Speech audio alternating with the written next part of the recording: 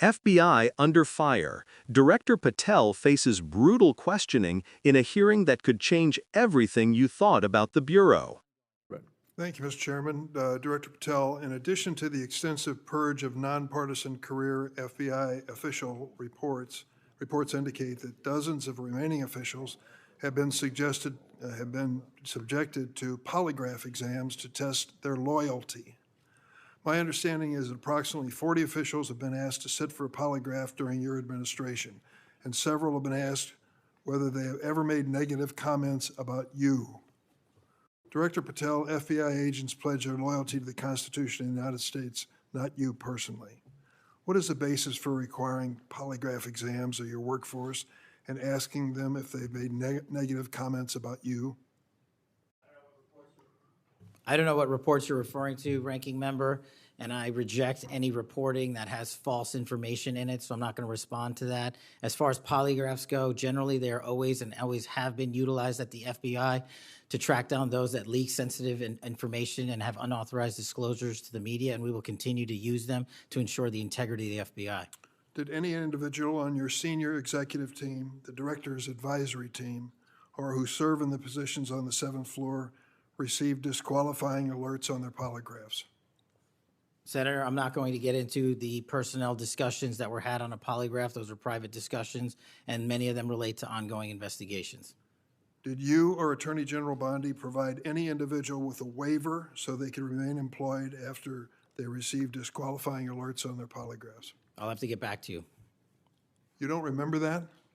No, sir. My priority is protecting the American public, not getting into the weeds of polygraphs. And to have a decent memory when you come before a committee. I'm happy to talk about all the good work the men and women of the FBI are doing, including provided the lowest crime rate in American history. If you want to talk about how to protect the citizens, Chicago has seen a 30% reduction in its murder rate because of the men and women of the FBI. You take credit for that? I'll happily do that. You The take interagency partners and the men and women of the Chicago PD have never been more include powerful. local law enforcement, please. Have you ever seen my testimony across this country where I always lead with our interagency partnerships with state and local law enforcement? It is the pillar of what I am doing. And on the 7th floor, for the first time in FBI history, I have installed police officers and sheriffs right on my 7th floor to report to us every day what's going around the country on the street level, because that is a priority of the FBI and is the only way we are going to work. I don't take credit for anything, but I will defend the men and women of the FBI and the cops that help us get it done. You should. Director Patel, to your knowledge, did a whistleblower ever make a disclosure to Attorney General Bondi indicating that the New York field office was withholding Epstein-related records? I'm not familiar with that whistleblower. You know that there was such a whistleblower? I'm not familiar with that whistleblower. In response to the blowback she received, Attorney General Bondi also pushed the FBI to review approximately 100,000 Epstein-related records on an arbitrarily short deadline in March, and the FBI was directed to flag any documents that mentioned President Trump. Nothing came of that review until July, when DOJ and FBI released an unsigned memorandum stating there is no incriminating client list. Why was this July 7th memorandum unsigned? Would you prefer I've used AutoPen? Why was it unsigned? The memorandum had the insignia of the Department of Justice and the Federal Bureau of Investigation. And in our effort to secure transparency for the American people, because the 3 prior administrations had not done so, we conducted an exhaustive search of everything related to the Epstein cases, and we produced what was legally and permissibly able to be produced to Congress and the American public. So and there's a congressional subpoena, and we're continuing to do so. Did you personally direct that investigation so that you would sign such a... Did I personally direct what investigation?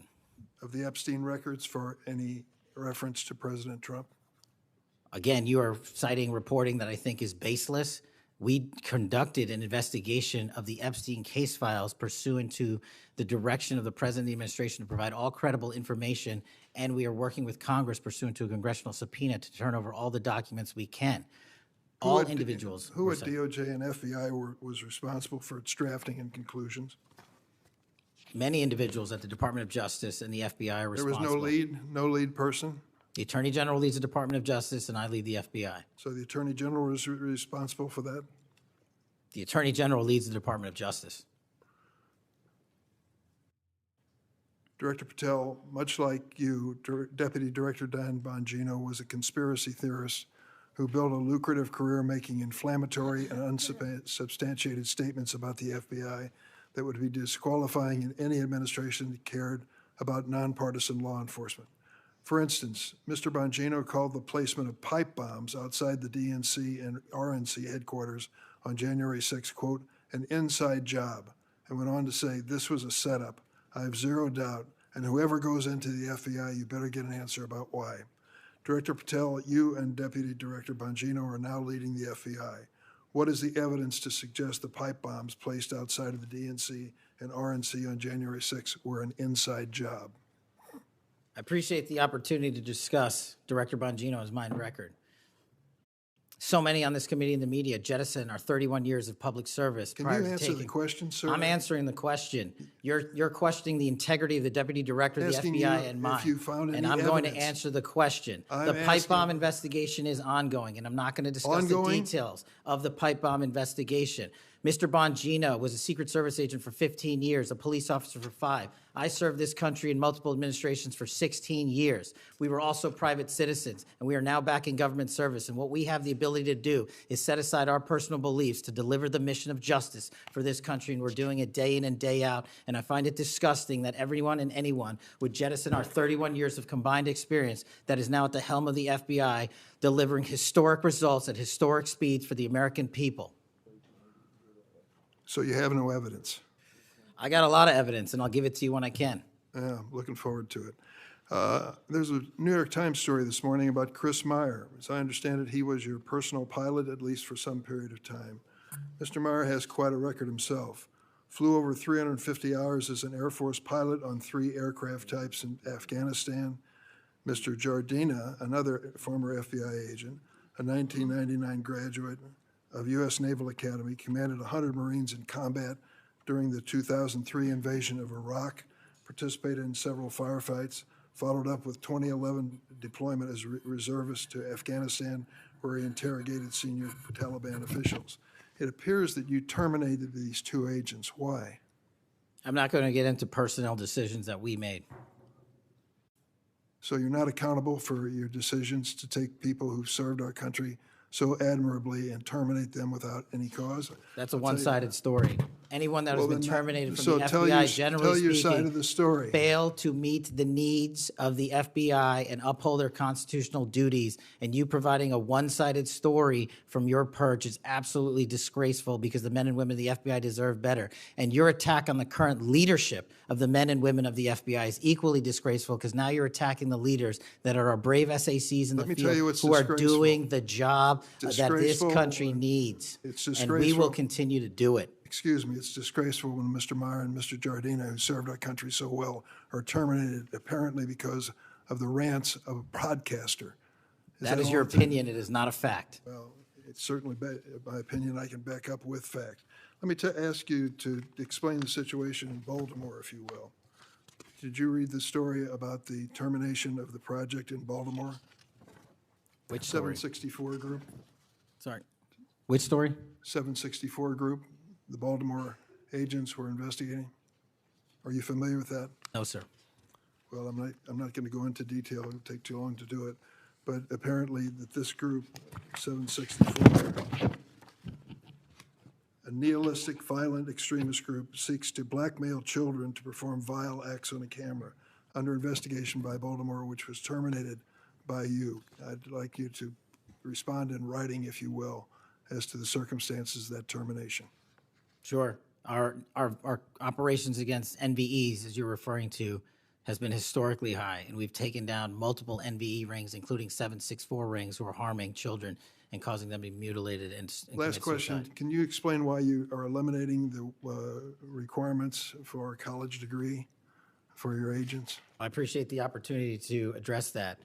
You said in your opening statement, we are reducing the training requirements at Quantico. We are not. We are expanding them. You are referring to an 1811 crossover program, because I believe the men and women of places like the DEA, the ATF, and the Marshal Service and the Secret Service who want to work at the FBI should deserve that opportunity in a shortened, conbridged program, which we provided. We are also keeping the 18-week BFTC as is traditionally been held at the FBI. So we're not reducing any requirements. We are increasing those that we bring into the FBI. Did you change any of the requirements on college degrees? we are allowing police officers who have served for a number of years to come into the FBI who did not obtain the requisite college degree to apply to be federal agents because we feel they have the street-level experience we need to conduct this mission. I yield, Mr. Chairman. In today's explosive Senate hearing, we witnessed a brutal clash between Senator Dick Durbin and Director Kash Patel that exposes the intense scrutiny surrounding the FBI under Patel's leadership. Durbin's questions went straight to the heart of accountability, focusing on reports that dozens of FBI officials were being subjected to polygraph exams to test their loyalty, not to the Constitution, but to Patel personally. If true, this raises serious concerns about the politicization of a federal agency tasked with upholding the law impartially. Patel rejected the reports and framed polygraphs as standard tools used to prevent leaks and protect sensitive information. But Durbin pressed the point. Transparency and accountability, especially for senior leadership, are non-negotiable.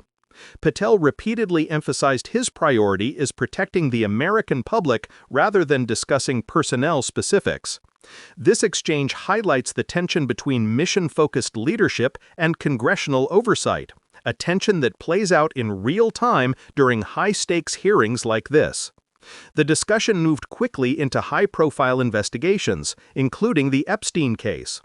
Durbin questioned Patel on whistleblower reports and alleged directives to flag documents referencing President Trump.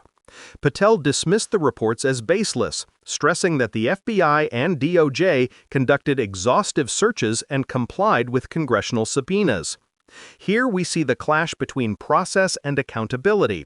Patel wants to highlight thoroughness and operational integrity, while Durbin is demanding concrete answers to ensure political influence didn't sway investigations. Durbin also challenged Patel on personnel issues, specifically Deputy Director Diane Bonino's past statements regarding January 6 pipe bombs. Patel defended the decades of combined law enforcement experience he and Bonino bring to the FBI, arguing personal beliefs don't compromise professional duty. Yet Durbin's point is clear. Leadership credibility matters, and unsubstantiated theories at the top can erode public trust. The hearing also highlighted the controversial terminations of highly decorated agents, including Chris Meyer and Mr. Jordina. Both have extensive military and FBI experience, yet Patel would not detail the reasons for their departures. This is a key takeaway. Operational decisions at the top can appear politically motivated, even when framed as procedural necessities, creating friction between leadership and public accountability.